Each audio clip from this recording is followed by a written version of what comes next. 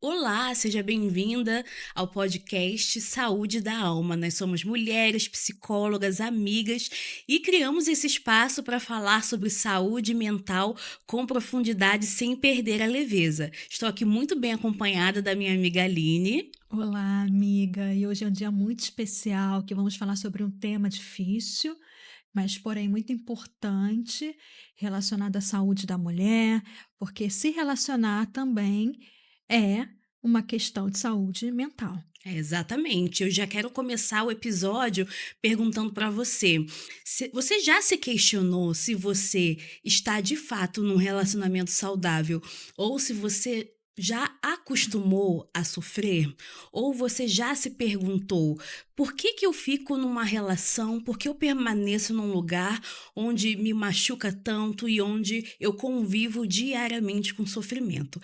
Sobre essas e outras questões a gente quer trazer para nossa reflexão hoje, não é, Aline? Exatamente. É tão importante olhar, primeiro, a forma como você se relaciona com você, antes de se relacionar com o outro, né, Aline? Exatamente. Porque o outro, muitas vezes, é só o reflexo da forma como nós temos um relacionamento com o nosso íntimo, com o nosso dia a dia, a forma como você se relaciona com a sua culpa, a forma como você se relaciona com o seu autocuidado, a forma como você se relaciona no seu processo de crescimento e amadurecimento, a forma como você se relaciona com a sua autoestima, com a sua autoimagem.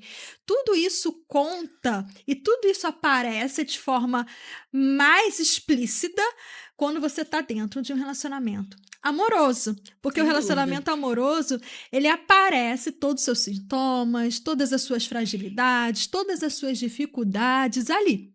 Então é importante olhar para isso antes de entrar num relacionamento, né? É importante olhar para esse lugar pelo qual você está, porque é dentro da sua estrutura emocional que você vai selecionar, buscar uma pessoa para se relacionar, que pode ser pelo viés da saúde ou pelo viés do sintoma. Exatamente. E aqui a nossa intenção não é demonizar o relacionamento, porque a Hum. gente sabe que não existe relação perfeita, não existem pessoas perfeitas, mas a qualidade das nossas relações, a qualidade, a saúde de um relacionamento vai determinar muito como estão a saúde, né, das nossas outras relações, a nossa saúde mental, a nossa qualidade de vida. Por isso que é tão importante a gente prestar atenção nesses elementos. E assim, um primeiro ponto, né, que a gente precisa pensar e que jamais pode ser ignorado é o seguinte: como você se sente na presença da outra Uhum. pessoa, né? É Exatamente, super Aline. importante a gente estar sintonizado com a Aham. forma que a gente se sente, né? Exatamente, sentir o corpo, Sim. sentir como você se sente ao lado dessa pessoa, se sente livre, você pode ser você mesma, né, você se sente livre para estar ao lado dessa pessoa, você pode ser você ou você tem que pisar em ovos para estar ao lado dessa pessoa. Você tem que de alguma forma modificar o seu ser, de alguma forma se limitar de alguma maneira para caber na vida de outra pessoa. Então você não está vivendo de forma inteira. E É. quando nós não estamos vivendo de uma forma inteira, pode ter certeza que o nosso corpo sente um desconforto. Pode sentir uma dor de cabeça, um desconforto no estômago, uma angústia. Algo o seu corpo está avisando que você não está numa relação que está servindo para você. Porque o relacionamento saudável, você tem a liberdade de ser você. Né, Exatamente. relacionamento saudável existe em primeiro lugar o outro te escolher pelo que você é, independente das suas falhas ou dificuldades. O outro escolheu você porque se identificou com você, gostou da sua companhia. Então, dificilmente um relacionamento saudável vai tentar de alguma forma te modificar. Pelo contrário, ele escolheu porque gosta exatamente do jeito que você é e da sua presença, né? O relacionamento saudável existe a comunicação sincera. Uhum. Não existe desculpas, justificativas, existe uma condição que cada um tem uma condição de comunicação. Tem pessoas que têm uma comunicação mais rica, sim, tem uma comunicação emocional mais rica, sim, porque a gente sabe que depende muito da estrutura que a pessoa teve na infância para ter essa boa comunicação emocional. Comunicação emocional, gente, não é a mesma coisa que comunicação intelectual. A Uhum. comunicação intelectual ela é teórica, você lê um livro e pode falar sobre aquele livro. A comunicação emocional é você perceber o emocional do outro e o seu emocional Ah, e é. comunicar sobre isso. E essa comunicação emocional é desenvolvida na infância.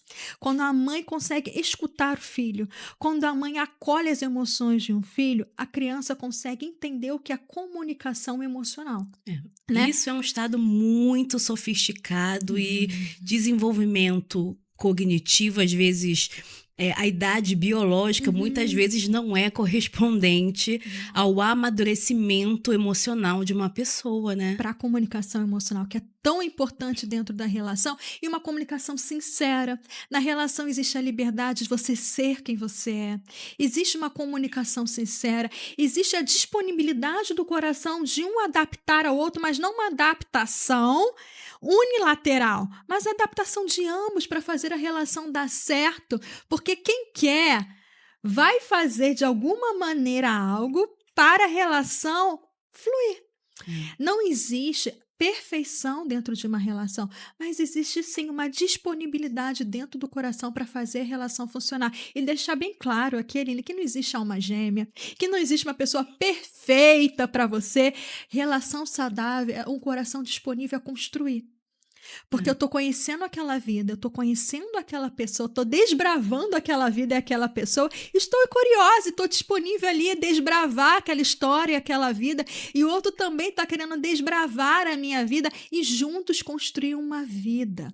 É essa disponibilidade no coração de construir. Não é esse lugar da perfeição, que o lugar da perfeição até é perigoso. Ah, é? Não Extremamente existe, né. perigoso, não só por não existir, mas o lugar de um sintoma. Que quando você quer perfeição, você não está disponível a se relacionar com o outro. Você Inteiro, né. não, você quer se relacionar com a sua visão sobre o outro. Ou seja, é uma relação egoísta, unilateral, porque você só quer se satisfazer a partir do outro e não querer conhecer a outra pessoa, né? Em relação a essa curiosidade, calma aí, deixa eu conhecer essa outra vida diferente de mim, que eu estou disposta a poder aprender, a poder me desenvolver e poder acompanhar essa vida também. Uhum. Você estava falando de comunicação, e isso é extremamente importante, porque tem muita mulher, eu sei que tem homens também, mas como o nosso público, a maioria, É né, são feminino. mulheres, é majoritariamente feminino, e tem muita gente que confunde intensidade emocional, Hum. instabilidade emocional com Uhum. amor. Não. Então, já são alguns sinalizadores, né, de um relacionamento adoecido, de um relacionamento tóxico, é quando você falou para estar constantemente prestando atenção no seu estado físico, e isso é verdade, né? Como que Uhum. o seu corpo responde na Fala. presença de outra pessoa? Será que você se sente muito ansiosa? Será que o seu corpo ele experimenta um estado de De angústia? perigo É até. uma ameaça, um Uma perigo. ameaça, um Será que perigo. você sente que precisa pisar em ovos, que você tem que Uhum. antecipar a leitura do estado emocional do outro, que você tem que colocar as palavras meticulosamente em ordem, porque, nossa, é Nossa. muito desgastante, né? Angustiante você ter que Angustiante. organizar sempre as palavras com medo de como o outro irá reagir. Eu acho que esse lugar é o lugar de bandeira assim É, vermelha. Eu exatamente. tenho medo de como o outro vai reagir. Esse lugar é muito perigoso. Se a gente pensar em amizade, aquela amizade íntima igual a nossa, a gente fica Uhum. com medo de falar certas coisas, a gente até fala coisas que às vezes a gente não falaria em lugar nenhum. É. Né? Eu até brinco ali, ninguém pode ler as nossas mensagens, porque pode ser perigoso. Porque eu sei que com ela eu tenho essa liberdade total de ser livre nas minhas palavras, porque eu sei que a interpretação que ela tem sobre mim é de acordo com a minha realidade, porque ela me conhece. Então, mesmo que eu não utilize as melhores palavras, ela entende dentro do meu contexto o que eu estou querendo dizer. É. E é muito difícil lidar e muito adoecedor você ter medo do que você vai falar, com medo da reação que o outro vai ter. Principalmente calma aí, eu não conheço esse outro tem reações que podem ser assustadoras. Isso esgota Isso emocionalmente, né? esgota emocionalmente, o pisar em ovos. E principalmente quando você começa a mostrar os seus limites, Uhum. que é tão importante dentro de qualquer tipo de relação. Todo ser humano tem limite. Aceite, você tem limites. Você não é capaz de tudo. Você não é capaz de suportar tudo. Você não é capaz de aguentar tudo. E tem situações na sua vida, sim, dependendo do histórico da sua vida, que você vai ter mais fragilidades, mais limitações e tudo bem, cada ser humano tem. E o fato de você conhecer as suas fragilidades, as suas limitações, isso é, sim, um estado de maturidade emocional. Porque você está se conhecendo, você se conhece. O estado de imaturidade emocional é quando você não conhece as suas limitações. Eu lembro quando eu era jovem, eu queria abraçar o mundo, queria fazer tudo. Gente, como assim quando eu era jovem? Como assim quando era? Quando era mais jovem. Você ainda é jovem. Na minha idade da adolescência, no início da vida adulta, eu queria abraçar tudo, porque eu ainda não conhecia muito os meus limites emocionais, né? Então, eu trabalhar em tudo quanto é lugar, eu queria aprender sobre tudo, porque eu não tinha ainda não tinha experimentado ainda os meus limites emocionais. Então, à medida que a gente vai amadurecendo, vai se conhecendo, a gente vai percebendo os nossos limites emocionais. Até a que ponto a gente consegue ir, o que é pra gente e o que não é pra gente. A gente consegue ser uma pessoa que consegue se perceber dentro do ambiente. E assim nas relações também. Agora, quando você mostra para o outro os seus limites e o outro não aceita os seus limites, minimiza os seus limites, ignora os seus limites, ou faz piada. Invalida, desconsidera. Ou faz piada com seus limites, tanto de forma pessoal ou pública, esse lugar é muito perigoso.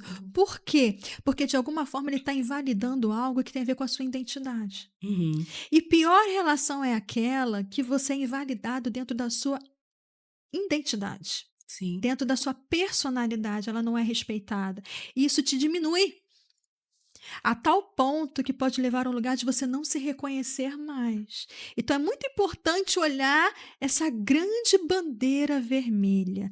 O outro não respeita os seus limites, o outro invalida as suas dificuldades, o outro minimiza os seus limites emocionais, o seu sofrimento emocional, o outro não respeita a sua opinião e até a sua visão de vida. Esse é um lugar perigoso, que é importante você olhar e não justificar. Isso é importante, Aline. Importantíssimo, né? Porque tem pessoas que têm essa tendência natural de justificar e também minimizar o próprio sofrimento. Eu já fui assim.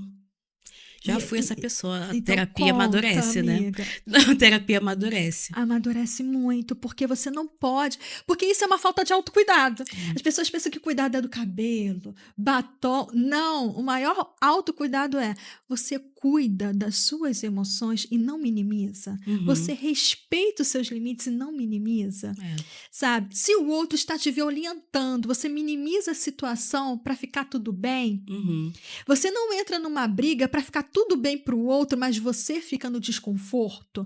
Esse lugar é falta de autoestima, é falta de cuidado próprio. E quando você entra nesse lugar, você dá uma abertura muito grande para o outro estar sem fronteiras. O outro está sem fronteiras em relação a você. Quando a gente se coloca numa posição muito passiva ou muito benevolente em relação ao outro, desconsiderando o nosso próprio limite, a gente está escancarando as portas do sadismo da outra pessoa, né? Então, às vezes o outro... Né? Às vezes a gente fala muito, mas existem pessoas manipuladoras, existem pessoas vitimistas, mas as pessoas só fazem com a gente aquilo que a gente permite. Aquilo que a gente permite, aquilo que a gente tolera, né? Uma pessoa só entra na sua casa se você fornecer a chave, né, da casa dela. E esse papo não é sobre casas, não é? Mas a gente quer compartilhar aqui, inclusive, com a audiência, também alguns sinalizadores do que é um relacionamento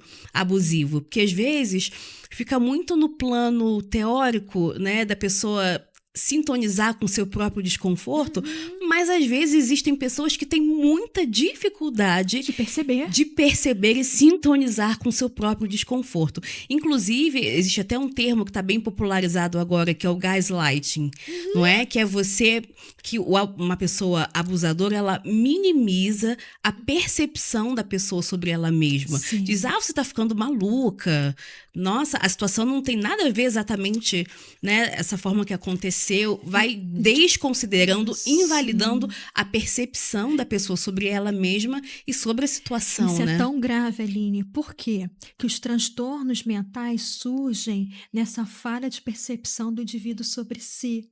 Uhum. O indivíduo perde a identidade e começa a se enxergar através do sintoma. E quando a pessoa se relaciona com esse perfil de pessoa abusiva, que minimiza situações, distorce situações, que você começa a olhar a situação e falar, será que é isso mesmo? Será que eu fiz dessa forma mesmo? Você começa a duvidar de si, e quando você começa a ter essa dúvida sobre você, e o manipulador vai fazendo isso em situações pelo qual ele se sente desconfortável. Como ele não sabe pedir desculpas e reconhecer que errou, ele começa a manipular situações para você se achar errada. Quando você percebe, você que está pedindo desculpa para o manipulador. Poxa, perdão, desculpa, eu acho que interpretei errado. Ou perdão, desculpa, eu acho que eu fui grosseira.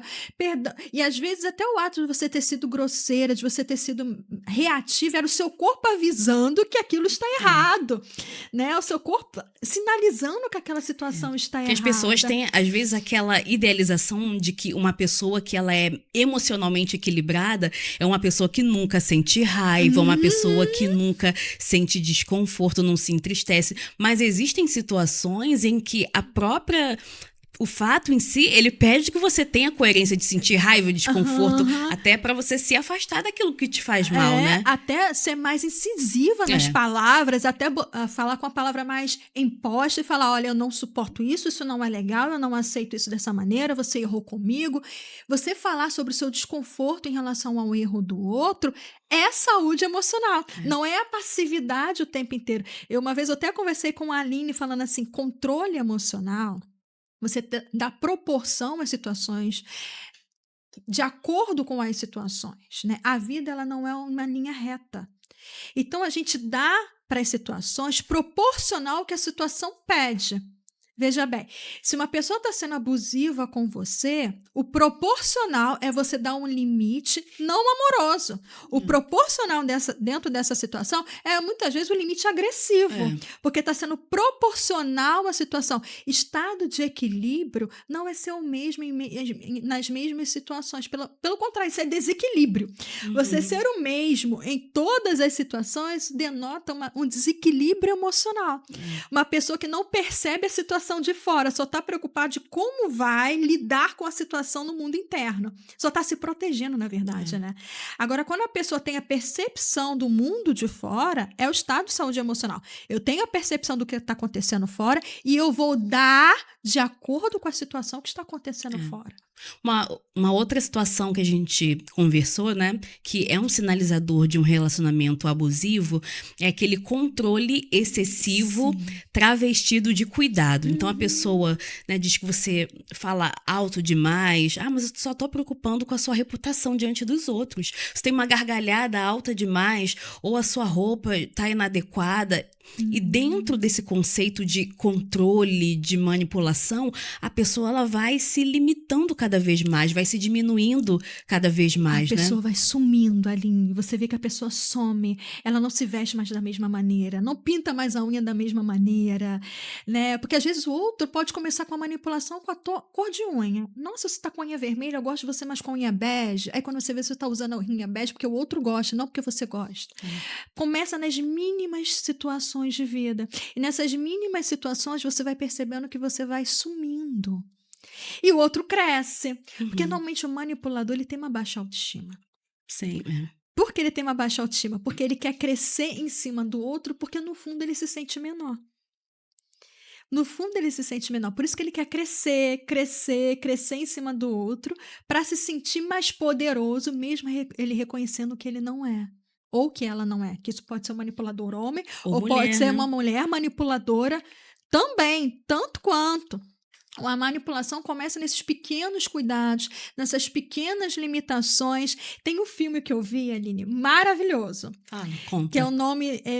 muito interessante, porque quando eu e a Aline estávamos conversando, né, sobre o tema, eu tinha É, eu fiquei curiosa em ver esse filme, que eu amo a história do rei do rock, Elvis Presley. Mas eu só Uhum. conhecia a história dele como cantor de rock, nos anos 50, né?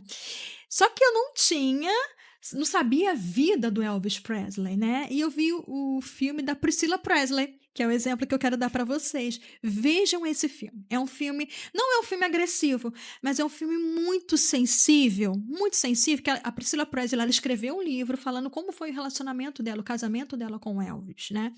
E contou todos os detalhes do que era viver num relacionamento com uma pessoa adoecedora. Uhum. Até então ninguém sabe qual sintoma Elvis Presley tinha, mas algumas pessoas acham que ele era borderline, e borderline você sabe que tem esse viés muito da manipulação, É a relação mais intensa, instável e mesmo, né? manipulatória, né? De muita manipulação dentro da relação. Uma das facetas do borderline é a manipulação através do sintoma do vitimismo, né?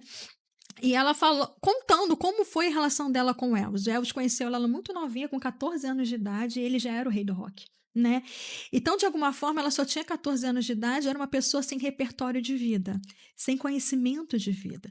E ele já é um homem muito vivido, né? Então, de alguma forma, ele viu ela num lugar também muito mais fácil para controlar e manipular, por ela ser uma menina sem muita experiência de vida, né? E claro que ela se deslumbrou, né? O Elvis Presley era lindo, era um homem lindo, rei do rock. Todas as moças da época eram apaixonadas por ele, inclusive a minha mãe era apaixonada pelo Elvis. E ela ficou ali naquele Uma homem, figura idealizada, né? uma figura idealizada que ficou num patamar muito alto na vida dela. E ele, conversando com a família dela, se colocou nesse lugar paternal na vida dela, de cuidado, de zelo, de proteção. E tem algumas cenas do filme que eu gostaria de contar que mostra muito como esse viés de relacionamento abusivo. Quando ela falou assim: "Ah, Elvis, eu queria muito conseguir um emprego, eu tô vendo um emprego aqui na esquina de casa. Então eu tô querendo ver um emprego para mim, para eu poder trabalhar, ver pessoas, né? Porque trabalho é isso também, né? Você Uhum. ganha repertório, você ganha leituras, numa troca que você tem com a pessoa te indica um livro, te indica algo novo, você cresce no mundo, né?" E ele falou assim: "Não, você não precisa trabalhar. Eu te dou toda a estrutura para você ficar dentro de casa, que eu preciso que você fique dentro de casa, disponível para quando eu ligar, você está aí." E às vezes ele ficava uma semana sem ligar, 4 dias sem ligar, e ela lá, ao lado do telefone, esperando ele ligar. E aí ele vestia ela com roupas caríssimas, mas as roupas só eram as roupas que ele escolhia para ela. Ela não tinha um gosto pessoal. E com 14, 15 anos de idade, você ainda está estruturando essa Tá questão do construindo, né? gosto ainda. Mas é quando você se constrói, ninguém diz para você, coloca isso. Você está construindo isso na adolescência, né? E toda vez que ela comprava um vestido que tinha a ver com ela, porque ela tinha escolhido, ele criticava. Falava assim: "Nossa, esse vestido não tá bonito em você, não tem nada a ver com você." Porque ele queria que ela se vestisse da maneira dele, a tal ponto que ela pintou o cabelo também, preto igual o dele, porque o cabelo dela era claro. E ela pintou, porque ele dizia que ela tinha que pintar o cabelo preto, que ela ia ficar mais bonita com o cabelo preto. Até o ponto que ele começou a ficar muito agressivo, ele oscilava emocionalmente. Uma hora dizia que ele queria estar com ela, outra hora ele dizia que não queria mais estar com ela, desestabilizando ela emocionalmente. E ela foi casada com ele durante muitos anos, teve uma filha com ele. Até o momento que ele chegou à agressividade física, mas toda vez que ele chegava na agressividade física, não era diretamente ao corpo dela, eram objetos próximos a ela, né? Uhum. E ela dizia: "Não fique sentir isso muito medo", porque ela sentia dentro do ser dela que aquele objeto era ela. Uhum. Mas como ele não queria tocar no corpo dela, né, ele pegava os objetos e quebrava os objetos perto dela, na direção dela, porque não poderia tocar nela, até o momento que ele, de fato, chegou ao abuso sexual.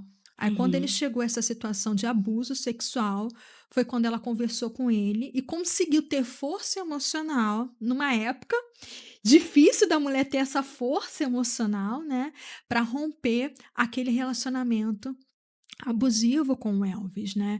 E ela disse depois que continuaram amigos e tal, mas que O Elvis era uma pessoa difícil para se relacionar, porque ele era tão ego, era tudo só sobre ele, que ele não se relacionava com o outro era só uma extensão dele. E essa história, né, é muito boa para exemplificar que não é só apenas no caso do rei do rock. Eu nem conhecia essa história, mas quando você está num relacionamento abusivo, o outro vai desconstruindo a sua percepção de quem você é. Muitas vezes vai desconstruindo até algumas das suas características físicas, preferências, gostos, e ele vai te esvaziando. Ela tinha essa coisa, né, que ele era o rei do rock, né, e tudo, mas normalmente quando você vive uma relação de dependência emocional e você vive uma relação abusiva, existe muito esse lugar da idealização do outro, de você enxergar o outro numa posição muito grandiosa e se ver de uma maneira muito diminuída, de uma maneira muito, né, esvaziada, muito pequena, né? A pessoa vai te isolando, porque o vínculo é uma coisa assim fundamental que a gente trabalha, né, na terapia. Sim. Da pessoa ter vínculos, construir uma rede de apoio, ter um trabalho, isso são fatores de proteção para a saúde mental de uma pessoa, né? E quando você vê um parceiro que te isola, que diz nós contra o mundo, isso é até muito bonito, muito romântico, mas... Você tá né? contra quem? Você tá em guerra? Que contra o mundo é esse? Né? Tem pessoas que falam isso, é nós contra o mundo. Que mundo é esse? Às vezes o mundo tá mais legal do que o nós. Eu falo brincando, quem tem inimigo, você presta atenção, quem tem inimigo é Batman. Se dê a devida desimportância. Não é? Mas o relacionamento abusivo, né, te faz isso. E as pessoas, né, muitas vezes, como a gente é latino, como a gente é brasileiro, às vezes a gente tem essa questão, essa construção, né, social de que o amor romântico é extremamente importante. E é importante, mas não pode ser o único vínculo, né, de sustentação de uma mulher. Então as pessoas confundem mesmo essa instabilidade, essa inconstância, essa turbulência emocional como um sinônimo de amor. E isso é muito prejudicial, né? É uma característica muito latina essa questão do controle dentro de um relacionamento, né? Você até vê em outros países a questão da liberdade, ela é mais clara dentro de uma relação, né? Essa questão do ciúme excessivo, do controle, é algo muito latino também, faz parte muito da nossa cultura. E eu lembrei uma cena do filme que são cenas que eu já vi relato de muitas mulheres, né? E quando eu vi no filme, eu já vi muitos relatos de muitas mulheres em relação a isso. Quando a pessoa que está se relacionando com você fala assim, nossa, eu gosto que você é uma pessoa muito paciente, é uma pessoa muito compreensiva, é uma pessoa muito calma, é uma pessoa muito tranquila, você não me traz problemas. A pessoa manipuladora quer o outro realmente nesse lugar sem voz. É a pessoa que não gera problemas nenhum, porque a pessoa que tem voz vai levar algum problema. Qual é o problema? De não aceitar certas circunstâncias. E como a pessoa não quer mudar e não quer melhorar a relação e não se coloca no lugar que precisa de mudança, a pessoa, não, eu gosto de você assim. É a pessoa que não dá problemas, é a pessoa calma, tranquila, que aceita tudo, né, que gera tranquilidade na relação. Praticamente assim, você não tem voz e tá ótimo para mim, porque eu tô me relacionando não com você, eu tô me relacionando aqui comigo mesmo e você só tá aqui participando, né? E o Elvis trazia isso muito no filme para ela, né? Eu gosto de você assim, você tranquila, você dentro de casa, como se ela não tivesse espaço para ser ela mesma. E relacionamento saudável tem desconforto. Tem atrito, né? Tem atrito, mas um atrito saudável. Você mostra o seu lado, o outro mostra o lado dele e entra numa proposta de amadurecer isso. O caminho do meio, o caminho do meio para os dois, mas cada um tem voz. Né? Agora, uma relação saudável mina a voz de um lado, né? Que pode ser do homem ou pode ser da mulher. E a gente sabe que as experiências, né, da infância, elas moldam muito a forma como a gente se enxerga. As experiências infantis moldam aquilo que a gente tolera num relacionamento, o nosso estilo de apego. Inclusive, tem um episódio aqui no nosso canal do YouTube sobre os 4 estilos de apego. Se você ainda não assistiu, recomendo que você vá lá maratonar os outros vídeos também aqui do canal para você conhecer. E essas experiências influenciam não é, diretamente no nosso estilo de relacionamento. Eu queria até aproveitar, né, e compartilhar com a audiência algumas maneiras, alguns elementos que as pessoas podem fazer para, entre aspas, né, se blindar de um relacionamento tóxico, de um relacionamento abusivo, porque a gente tá trazendo muito desses elementos, né, do que são relacionamentos difíceis, mas a gente quer compartilhar também como que a pessoa pode se reorganizar mentalmente, se fortalecer emocionalmente, para se sentir estruturada para sair dessa posição, né? Em primeiro lugar, acho que é um ponto assim, extremamente importante para a gente mencionar, é a mulher não querer mudar a outra pessoa. A gente vê muito isso, a pessoa acha que se ela colocar as palavras de uma determinada forma, ou se ela tiver um nível de tolerância, ou souber conduzir o diálogo de uma maneira X ou Y ou Z, ela vai com certeza fazer o outro se abrir para a possibilidade de mudança, essa coisa de salvar o outro. Ou manter o outro também, né, Aline, que aprende desde a infância. Se eu me adaptar, não der trabalho, não dar dificuldade, o outro vai continuar cuidando de mim, me amando. Se eu for uma pessoa que vai, de alguma forma, interrogar aquela situação, não serei mais amada, não serei mais cuidada, provavelmente serei rejeitada. Então, se adapta a tudo para manter a relação também. Esse é um lugar muito perigoso e uma construção lá vindo da infância, né? De adaptar a situações até ruins. Para poder sobreviver ali e continuar sendo amado. Isso é um outro ponto importante, é a pessoa não minimizar nem desconsiderar os prejuízos causados pela outra pessoa, né?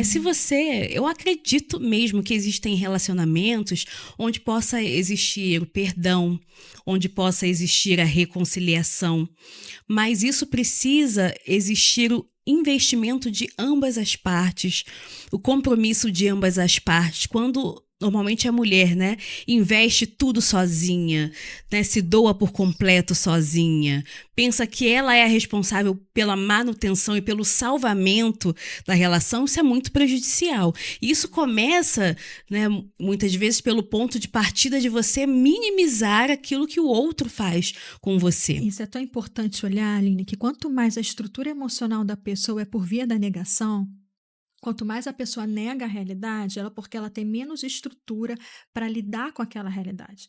Então, que bom que a nossa psique tem essa super proteção, que é boa, da negação, para minimizar a realidade que é muito sofrido para a pessoa, que ela não consegue suportar.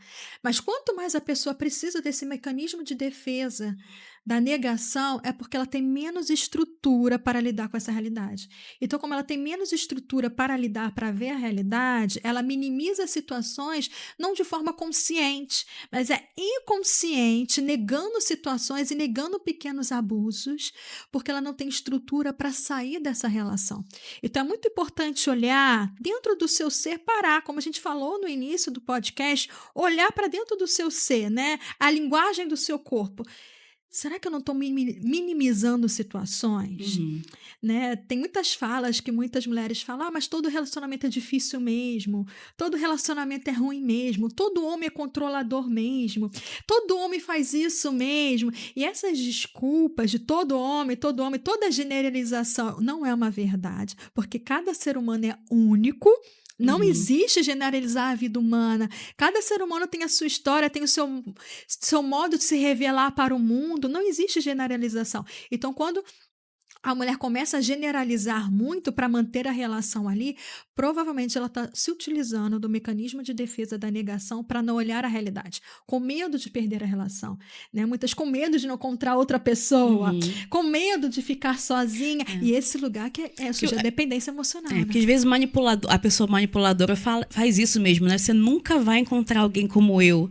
Acho que a ideia é essa mesmo, às né? Vezes Às vezes a ideia é essa, tomara que eu nunca encontre ninguém, né? E eu vou fazer aqui as vias, papel de mãe, não é? Que às vezes as pessoas têm esse discurso.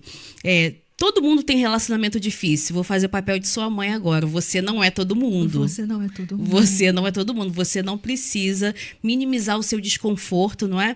E permanecer nessa situação difícil, abusiva, não é? E um outro elemento que vai te proteger, que é um fator protetivo para a sua saúde mental, é você ampliar os vínculos. Então, quando você está numa relação abusiva, o outro quer te retirar os vínculos, te trazer para um lugar de isolamento, mas o caminho, a trilha da saúde mental é você ampliar os vínculos. Então, que vínculos são esses?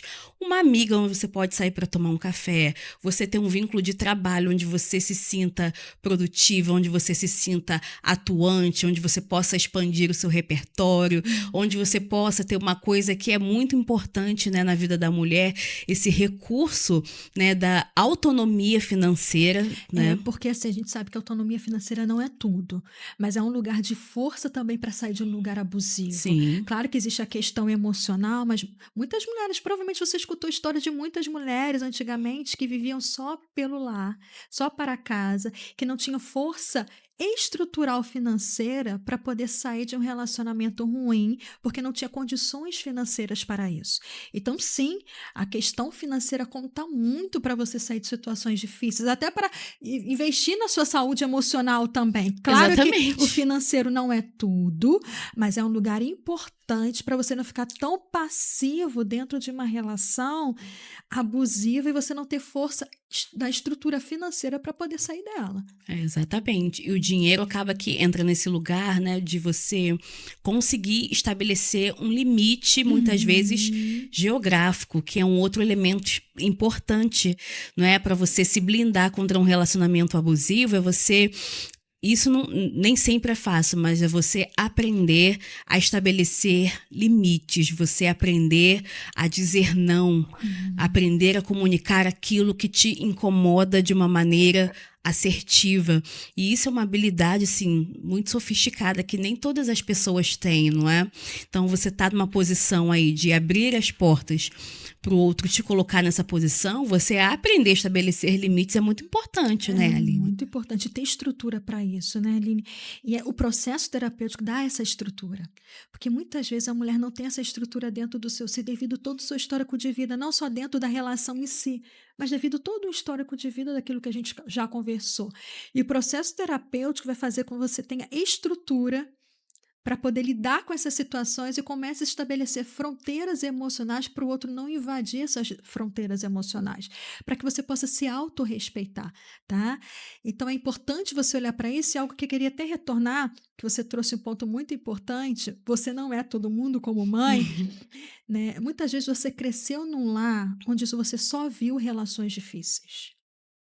Pais com relações difíceis, avó, tios, tias, primos, todos da família com histórico de relações difíceis. De alguma forma você criou uma crença que todo relacionamento é difícil mesmo, porque você não conseguiu ter outro repertório para olhar, Nem outras referências, nem né? outras referências de vida. Então, de alguma forma, você interpreta a vida como: olha, relacionamento é difícil mesmo, relacionamento é sacrificial mesmo, relacionamento gera muita dor mesmo, relacionamento é com muita dificuldade mesmo, e relacionamento é normal acontecer algumas coisas abusivas mesmo.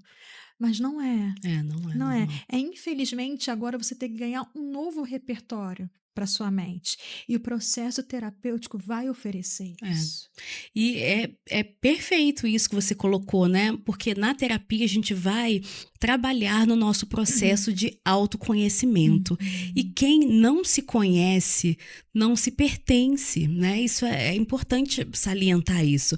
Então você precisa, dentro até das situações mais difíceis e mais desconfortáveis que a gente enfrenta na nossa vida, a gente tem alguns ganhos secundários. Então é importante a terapia para você entender por que eu me coloco na posição que eu estou, por que eu escolho esse tipo de relação, por que eu tolero isso na minha vida. Você vai encontrando, não é, os seus porquês e você vai ganhando vai formando esse fortalecimento emocional para conseguir sair dessa posição, né? E o processo terapêutico também gera. Eu lembro da nossa professora Eliana Zagabinazzi dizendo, né, que a terapia ela também gera inteligência emocional, mas inteligência também intelectual.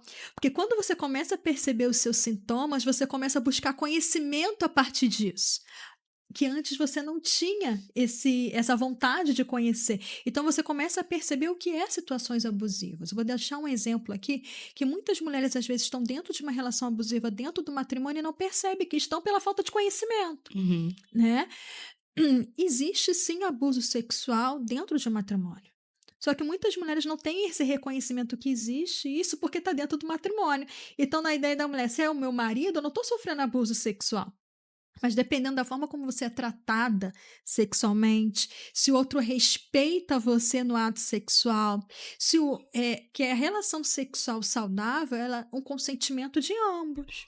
Acordo mútuo, consentimento mútuo. Agora, se o outro força você a isso já é sim um abuso sexual, né? Tem casos que acontecem que eu já li em jornais, revistas e livros também, falando que tem mulheres que sofrem abuso sexual por estar dopadas de medicação e muitos homens aproveitam dessa situação para abusar da mulher.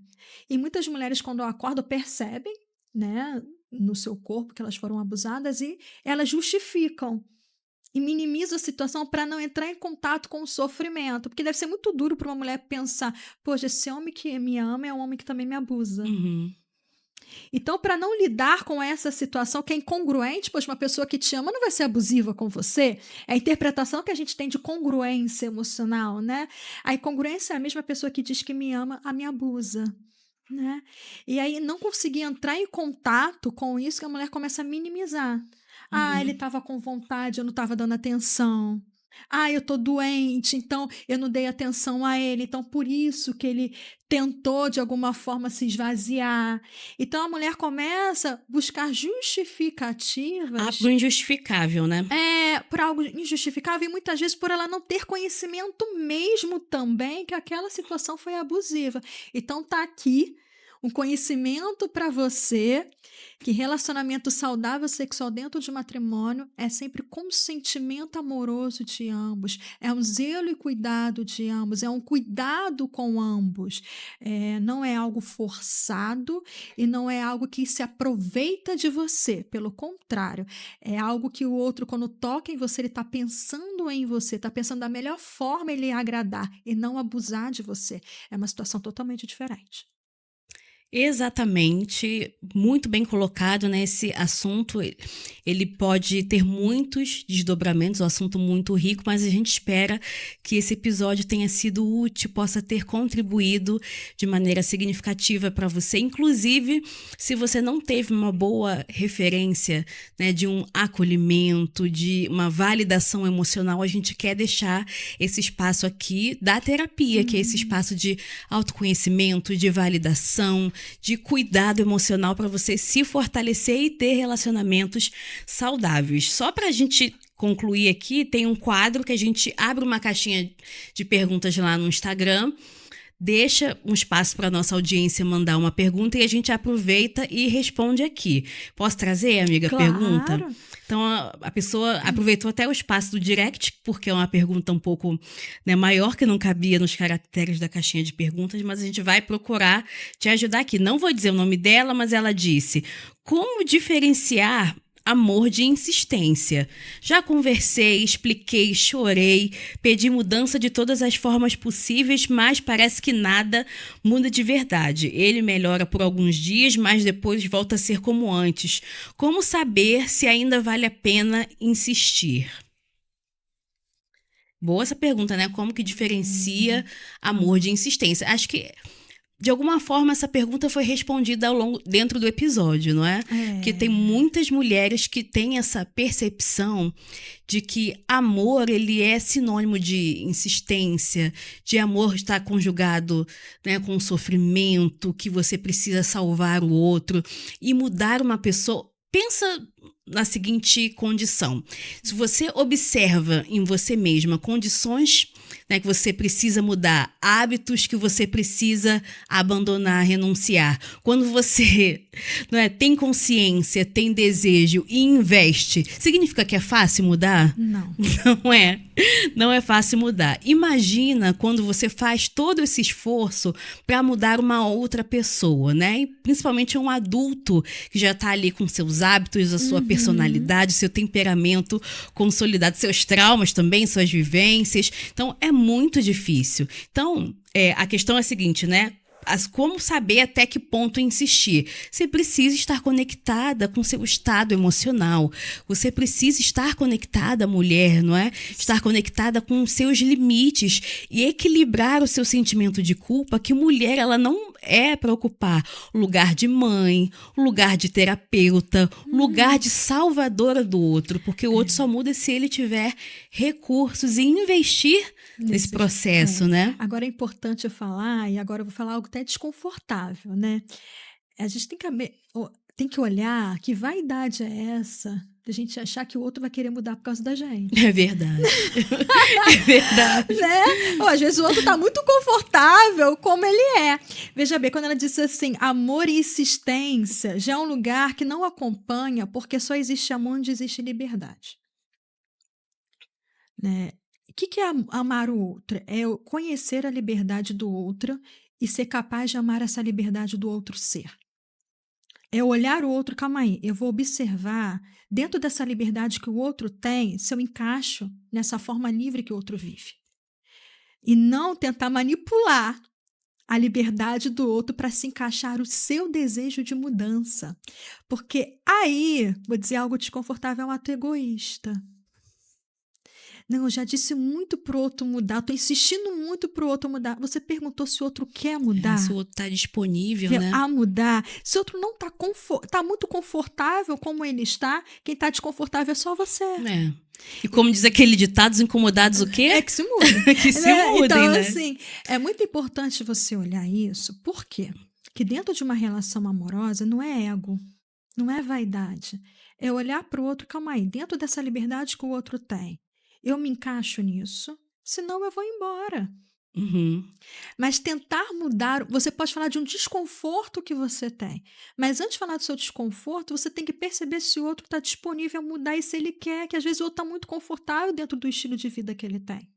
Então é muito importante você olhar, claro, existem diferentes desconfortos, né? Existe um desconforto que é algo preocupante e existe o desconforto que é de acordo com o jeito, com a educação, com a forma como a pessoa foi criada, e aí é aceitar que cada ser humano tem a sua criação e ninguém é igual a ninguém. Agora, existem desconfortos que realmente são prejudiciais para uma relação, né? O desconforto da pessoa não ser leal, o desconforto da infidelidade, o desconforto da mentira, o desconforto da manipulação, o desconforto do controle. Isso são desconfortos realmente, o desconforto da agressividade na fala. Sim. Que isso também é um desconforto. Então, tudo isso realmente é importante. Agora, você olhar e ver se você se encaixa ali. É importante no namoro observar isso. O namoro não é para salvar ninguém. Não sei se o caso dela é namorando ou casada. Sim, ela não disse. Mas namoro não é para salvar ninguém. Namoro não é esforço. Namoro é você olhar a pessoa, respeitar a liberdade do outro, porque amar é deixar o outro livre, e olhar essa liberdade e falar, calma aí, como o outro se move e como esse outro se move, eu me encaixo. Agora, se o outro se move de uma maneira muito diferente da minha, tem princípios muito diferentes dos meus, tem algo que supera, é muito além do que eu sou capaz de suportar, eu não entro nessa liberdade do outro. Eu não entro ali. Então, esses dois movimentos são de amor. Amor à liberdade do outro e amor à sua própria liberdade também, porque você também é livre. Você não é obrigada a se esforçar muito para o outro caber na sua vida também, né?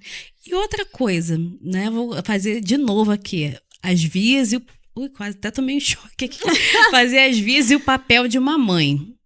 Se você... Olha só, mulher, a posição que você está se colocando, né? Você mandou aqui para mim na mensagem. Você insiste, você chora, você pede, implora para ele mudar. Ele já fez a leitura da situação que não importa a forma como ele se comporte, que você vai permanecer ali. Então você, né, você tá de um lado fazendo todo essa demonstração de choro, de pedido, mas você não está estabelecendo um limite real que vai fazer com que esse homem perceba, se eu não me posicionar, eu vou perder essa mulher. Porque você chorar, implorar, insistir, não é um posicionamento. Não é. Não é? E quando você faz o posicionamento, não é para mudar o outro. O seu posicionamento é para respeitar você. Exatamente. Independente da escolha que o outro fizer, que pode ser que se ele amar você de verdade, ele vai mudar por causa do seu posicionamento, ou pode ser que para ele vai ser uma liberdade para ir embora. É. Mas não é sobre isso, não é sobre o outro. O posicionamento é sobre você, sobre o autorrespeito que você tem sobre a sua história de vida e não perder tempo com uma pessoa que não se encaixa na sua vida. E você fazer uma leitura também, se você está permanecendo num relacionamento por aquilo que a relação te proporciona, pelo bem-estar que você compartilha, por aquilo que você já vivencia, ou só na esperança ou expectativa do que pode vir a ser um dia. Porque a mulher fica naquele movimento, alguns homens também, mas é muito mais característico da mulher, não é? De ficar na expectativa ou na projeção do que aquele homem, do potencial que ele pode alcançar um dia, e não colocar, se ancorar na realidade, observar que a relação não é saudável hoje. Isso é importante também, né? E o princípio da saúde mental na psicanálise é sempre o princípio da realidade. Porque a fantasia é neurose. Para Freud, a fantasia é construir neurose. A gente pode construir várias neuroses num relacionamento amoroso e não olhar a realidade. O princípio da realidade é o lugar de saúde mental que te dá força para fazer escolhas que serão saudáveis para você. E é isso. Muito obrigada pela sua companhia, pela sua audiência. A gente vai deixar aqui na descrição desse vídeo nosso contato, nossas redes sociais, o contato se você quiser marcar, agendar a sua sessão de terapia também. Tenho certeza que esse processo pode ser muito benéfico, muito positivo para a sua saúde mental, para a sua vida e para as suas relações. Um beijo para você e nós nos vemos no próximo episódio. Bye, Tchau. tchau.